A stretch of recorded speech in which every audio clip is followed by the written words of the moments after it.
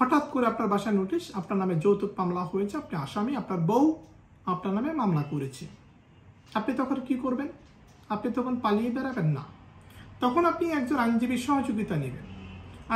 আইনজীবীর সহযোগিতায় আপনি প্রথমত আপনার কাজ হচ্ছে আদালত থেকে জামিন নেওয়া। জামিন নেওয়ার পরে আপনার কাছে যদি মনে হয় যে না, আপনি আপনার বউর সাথে সংসার করবেন বা আপনি এরকম অপরাধ করেন নাই, সেটা অনুযায়ী ব্যবস্থা নেবেন। আপনি যদি মনে করেন যে আপনি যৌতুক নামক কোনো অপরাধ করেন নাই, তাহলে আপনি ডিফেন্সে যাবেন, এরপরে মামলা থেকে ধীরে ধীরে খালাস পেয়ে যাবেন।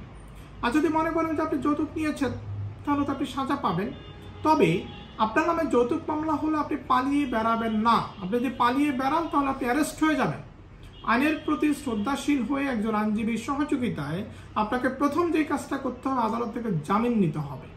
এরপরে মামলার অবস্থা কি হবে, আপনার বউর সাথে আপনি কিভাবে আগাবেন বা আগাবেন না সে বিষয়ে সিদ্ধান্ত নেবেন। বাট প্রথম কাজ হচ্ছে আপনাকে কোর্ট থেকে জামিন নেওয়া।